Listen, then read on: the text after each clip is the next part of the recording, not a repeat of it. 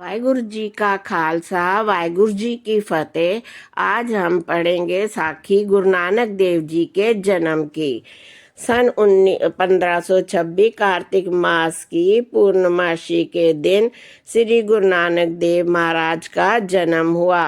उस समय आधी रात्रि के एक घड़ी ऊपर थी। मुहूर्त अत्यंत शुभ था। राय भोगे की तलवंडी में माता तृप्ता के गर्भ से श्री कालू देव बेदी के घर में गुरु प्रकट हुए। कालू जी ने पुत्र जन्म सुनकर अपने घर पुरोहित, जिसका नाम पंडित हरदयाल था, उनके घर जाकर नमस्कार करके कहा कि पंडित जी, आपकी कृपा से मेरे घर में पुत्र उत्पन्न हुआ है। आप मेरे घर में चलकर बालक का जन्म पत्रिका लिखें। पंडित जी ने कहा, मैं पूजा पाठ करके आपके घर में आता हूँ, आप चले। कालू जी अपने घर में पधारे।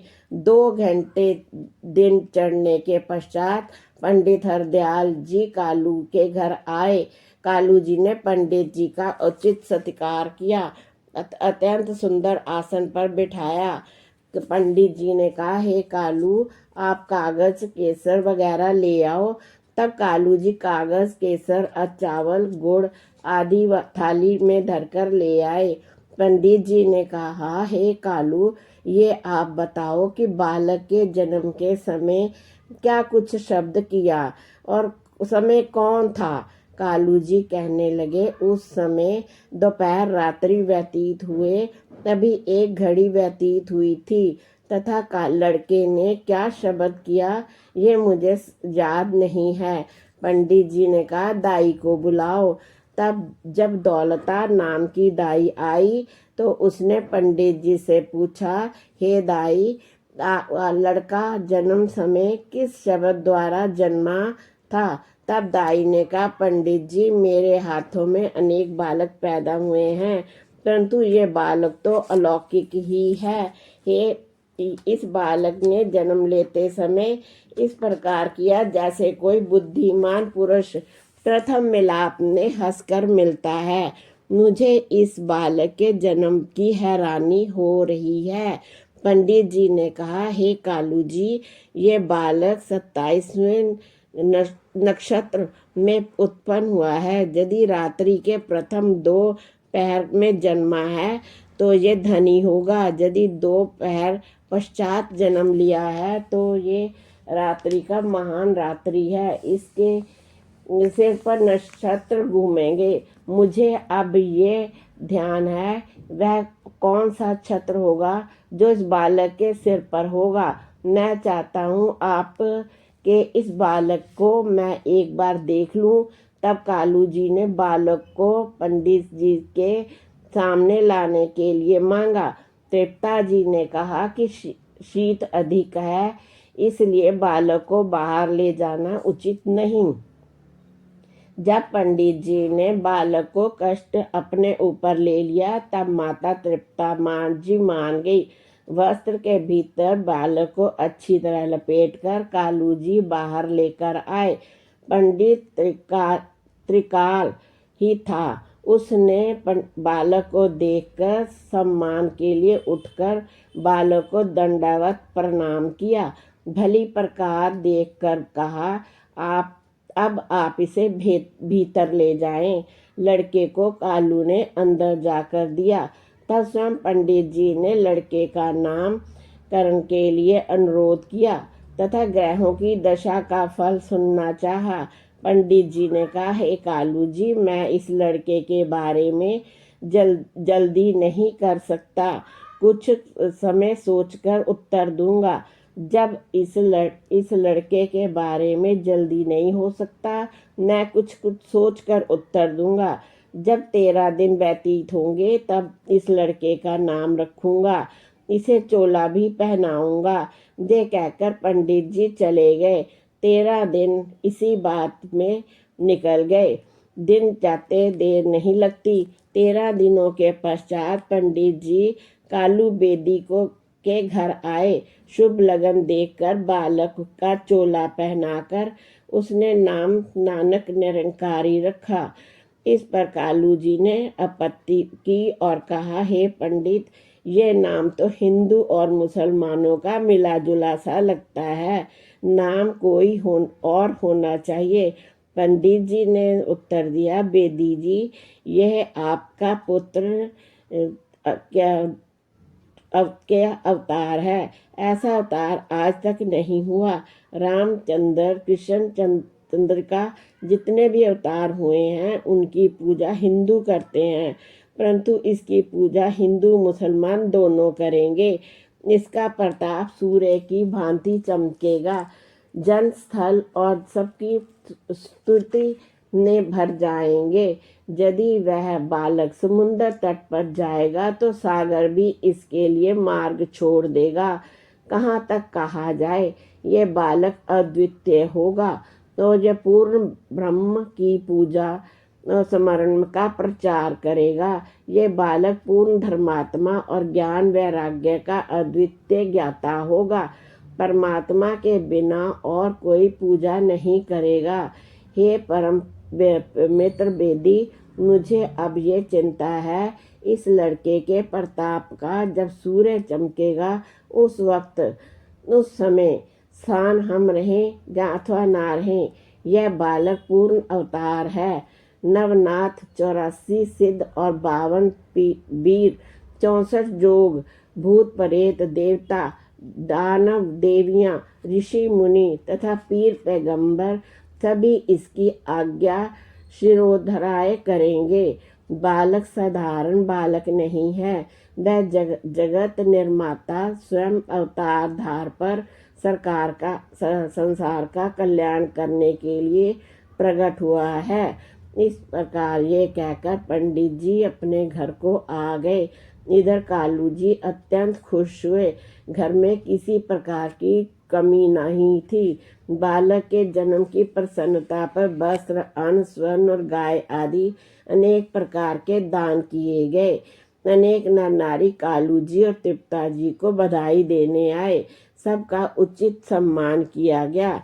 अनंत मंगल के दिन शीघ्र ही बीत जाते हैं।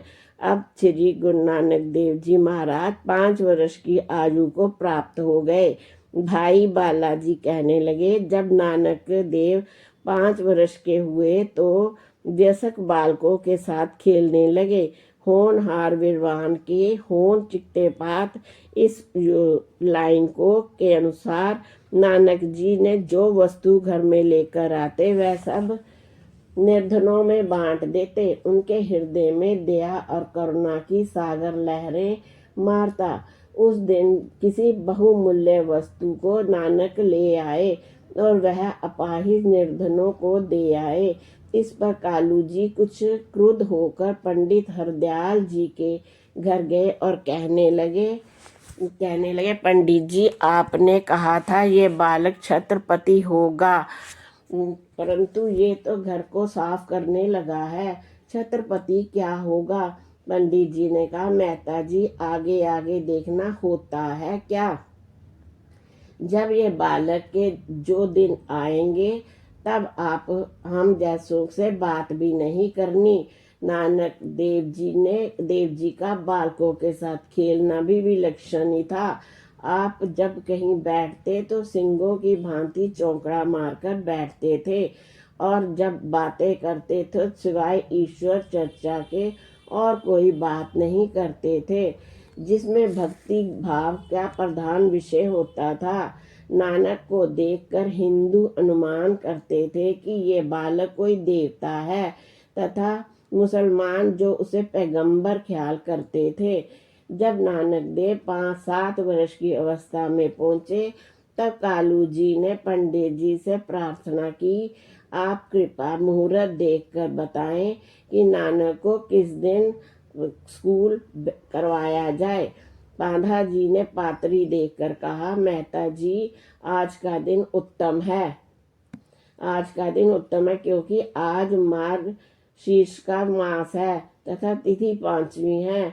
12वीं बृहस्पति उत्तम है क्योंकि शास्त्र में कहा गया है कि विद्या गुरु तथा अर्थात विद्यारंभ करने के लिए गुरुवार उत्तम होता है। इसी प्रकार रोहिणी नक्षत्र भी उत्तम है। ये सुनकर वेदी जी अपने घर आ गए। अब कालू जी ने पंडित जी के लिए दक्षिणा और तिलक पुष्प माला आदि और नानक देव को संग लेकर पंडित जी के घर से अपने घर की ओर आ गए। पंडित जी के सामने नानक को बैठाकर कालू जी ने कहा, बेटा नानक, अब तू अपने इस गुरु से पढ़ाई करो। उस वेले पांधा जी ने गणेश पूजा करके फिर नानक की पट्टी के ऊपर कुछ अक्षर लिख दिए। जब नानक को ध्यान अक्षरों का हुआ तब कालू जी ने प्रसन्न होकर अपने घर की ओर आ गए। समस्त दिन नानक जी पढ़ते रहे। जब सायंकाल होने लगा तब छुट्टी लेकर नानक देव घर को आए। नानक को पढ़कर आता देखकर माता जी भी बहुत खुश हुई। पुत्र का माथा चूमा और प्रेम पूर्वक अपनी गोदी में बिठा लिया। प्यार करने लगे। पश्चात भोजन करवाया और रात्रि को शयन किया। प्रातःकाल नानक देव जी जागे। माता जी ने हाथ मुंह धुलवाया। नित्य क्रम से फारग होकर गुरु नानक देव अपने पिता के साथ पाठशाला की ओर गए। पंडित जी ने नियमानुसार पट्टी लिख दी। तब नानक जी ने कहा, हे पंडित, आप कुछ पढ़े लिखे हो या नहीं? पंडित जी ने कहा, हम तो कुछ कुछ जानते हैं। जमा खर्च लेन देन आदि प्रत्येक विद्या हमें याद है। फिर पूजा पाठ वेद आदि हमें याद है। तब नानक जी ने कहा, हे पंडित जी, इस विद्या के साथ तो बंधन होता है, अर्थात ये विद्या बाप रूप है। उत्तर में पंडित जी कहने लगे, ये कौन सी विद्या है जिस पर बंधन ना हो? यदि तुम मुझे कुछ ज्ञान है तो मुझे बता दो। ये समस्त संसार तो इस विद्या के पढ़ने के कल्याण समझता है। पंडित गोपाल जी ने मार्गशीर्ष शुक्ला 7वीं को गुरु नानक जी ने एक श्लोक कहा। गुरु नानक देव जी ने पांधा जी को पढ़ाना और लिखना सभी बाद में है। पढ़ना तो सार है, परंतु वह जो संसार की पढ़ाई है, वह जो दिए की कालक स्याही और कागज सनका और कलम काने की, इसको लिखने वाला मन है। इसमें लिखा तो क्या लिखा, केवल माया जंजाल ही लिखा। इसी के लिखने पर से जीव की माया जाल में पड़ता है और बंधन का हेतु है और विकार उत्पन्न होते हैं, तथा जो सत्य की लिपि है वह माया के जाल को अथवा मोह के जाल को समाप्त करने की शाही है, तथा उस लिपि के भीतर जो प्रतिभाव है वह लेखनी के तुल्य है और निर्मल भानुमति की पवित्र कागज है। तो महात्माओं के प्रथम समझकर जब भी लिखने को ये जीव करता होता है तो बस वह परमात्मा का नाम लिखता है। इस संसार के सभी विकार नष्ट हो जाते हैं तथा लोक परलोक उज्जवल हो जाता है।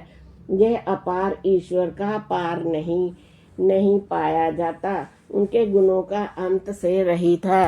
हे पांधा जी, मुझे इस प्रकार में पढ़ना रुचिकर है और विद्या आपको आती है, वह विद्या कृपया मुझे ना पढ़ाओ। हे पांधा जी, जब आपका जीवन परलोकवासी होगा तब मेरी कही हुई विद्या ही आपके काम आएगी।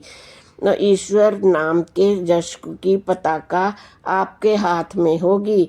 तब आपका जम जातना का कष्ट व दुख होगा नहीं। ये सुनकर पांधा जी हैरान हो गए और कहने लगे, हे बालक, इस प्रकार की बातें आपने कहाँ से सीखी? अभी तो तू अबोध बालक है। हे नानक, मैं पूछता हूँ, जो पुरुष परमात्मा का नाम जपता है उसे किस फल की प्राप्ति होती है? तब नानक जी ने दूसरी पौड़ी कही, जो हम कल की वीडियो में आपको सुनाएंगे कि नानक जी ने आगे क्या बताया था पांधा जी को। अगली वीडियो में ये सारी बातें हम आपको बताएंगे।